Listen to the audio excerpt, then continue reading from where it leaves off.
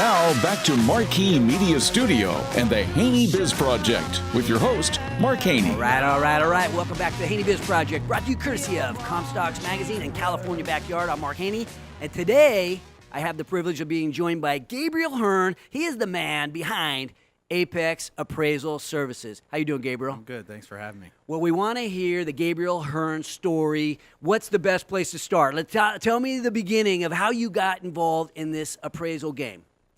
Well, I'm an originator from the get-go. I started in lending when I was young, like 22, and just fell in love with it and went through the whole gamut all the way through, the wonderful years of March of 2007, and was an experience that will always be deep-rooted in your heart of something to remember of something you went through.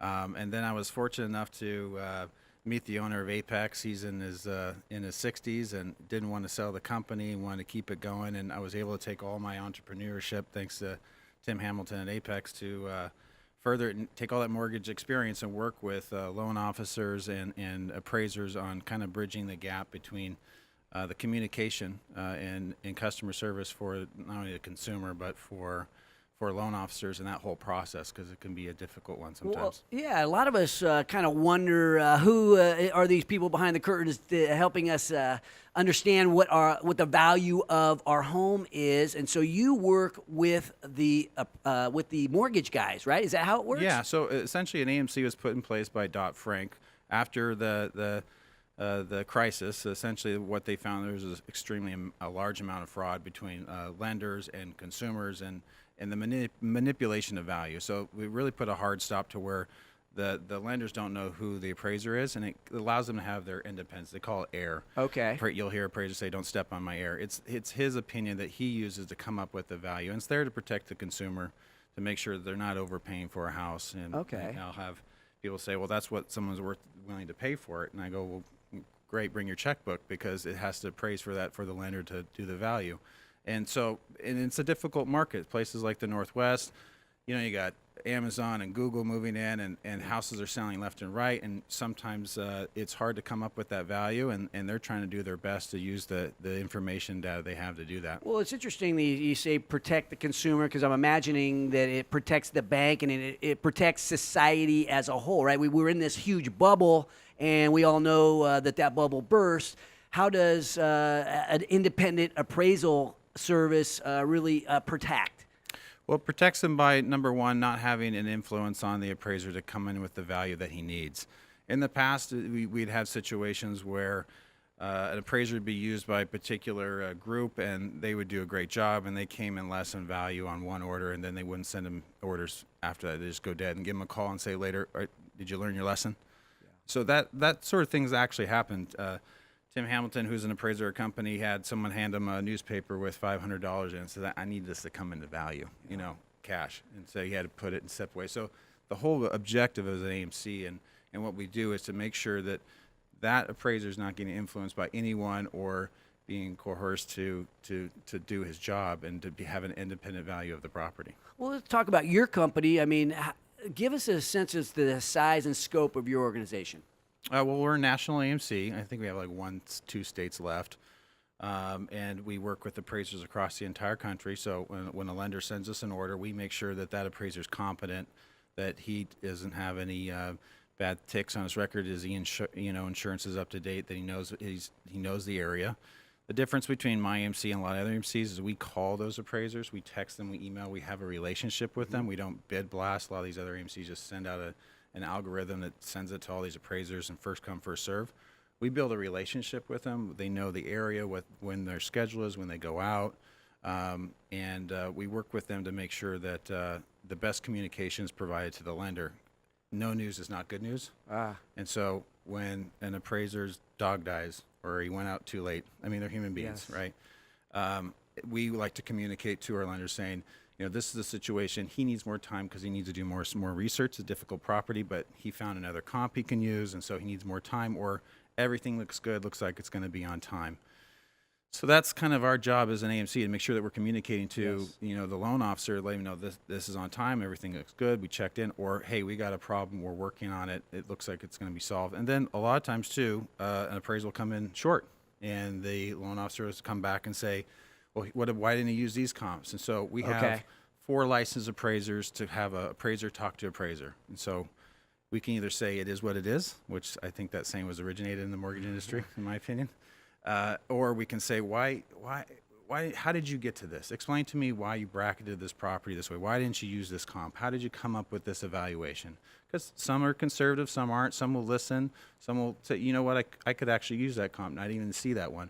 Sometimes it is, and they don't want to change, because that's their opinion, and it protects their own right. So you guys are a national appraisal company. You coordinate with smaller independents to make sure that these fair appraisals get done for the lender. The lender's your customer. The lender's our customer, and the customer's our customer. So, and we make sure that the appraiser gets paid. We make sure, no matter what, that they're compensated for their work. And we make sure that the communication and the quality of the appraisal. So when the appraisal comes in, our company scrubs it. We have about 3 to 4 automated programs that scrub it to make sure that the property address, the tax parcels are correct. We make sure that everything's right. And then we also have a human's eyes look at it and go through it. And then we send the final product to our client. So we only have about, right now, I think we're under 4% of our files come back with additional underwriting conditions from the underwriter. So we try to deliver the final product. If we find something wrong, we send it right back to appraiser and say, hey, you got the lender's name wrong, got the borrower's name wrong, Yes. you missed a picture, there's no straps on the Get hot the water deals heater. done, Yeah, right? so- It's, you don't want the appraisal to come in high or low. You want it to be accurate, but you also want to get the deal done. Yeah. At the beginning of the show, we asked the question, is the American dream alive or dead? What are your thoughts on that? I think the American dream is alive. I think that we're living in a day and age where there's an endless amount of information and resources at our fingertips. I think it takes grit. I think it takes work. It's not something that just falls in your lap. And I think we kind of have some generations out there just thinks it just kind of happens, but it really just comes down to grit. I mean, you got to just work and put in the hours and be kind of from an entrepreneurial side. And I'm an entrepreneur, and I think anybody that's in real estate or a loan officer, they're They're their own entrepreneurial, boss. yeah. They don't answer anybody but themselves.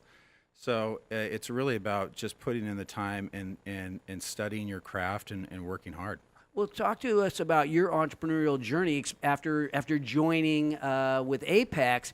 You put in some hard work, and good things are happening to the company and to you specifically within the organization.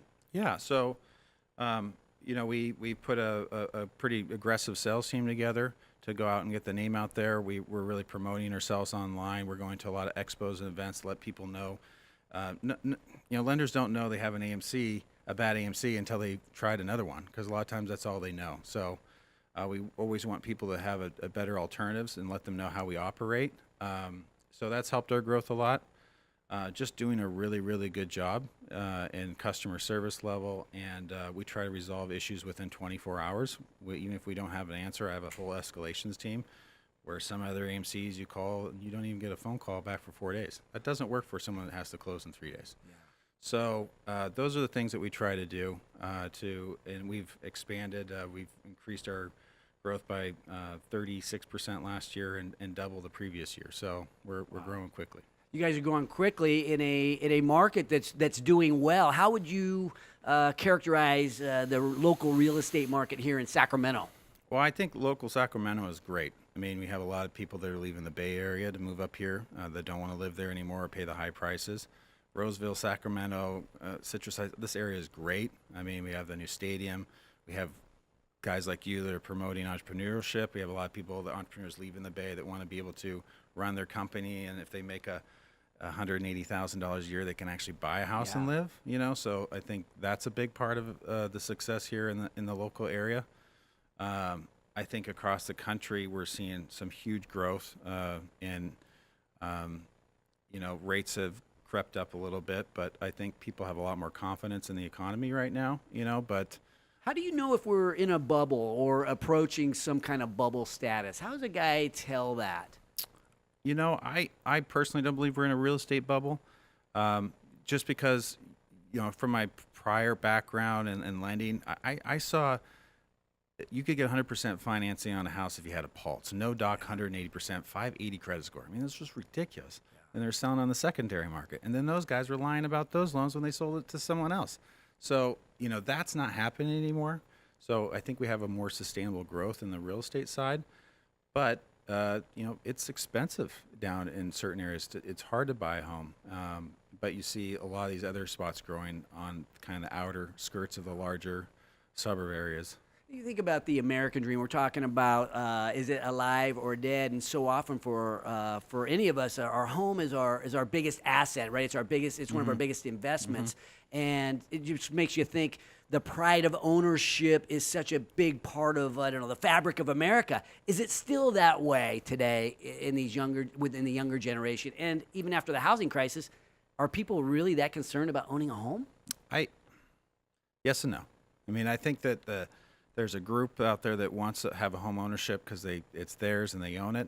But I think too, a little bit of a culture change. People are a little less prone to get married and have kids quicker because they want to work harder and live longer in that type of living environment.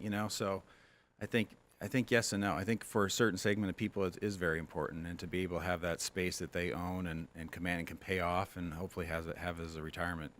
You think about every win story, not only do they have that turning point that we've talked about, but typically there's somebody, I'd say every story that I've been around, there's been somebody who gets the big win, but there's always somebody by their side along the way who sticks with them through those tough times and is also there to celebrate at the end of the victory. Who's that person for Gabriel Hern?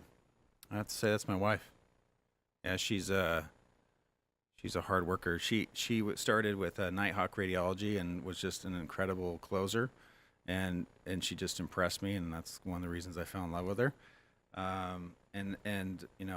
We recently, about 2.5 years ago, adopted 5 kids, all brothers and sisters, and to see her make that shift and go from a professional career to do that and then still be supporting me.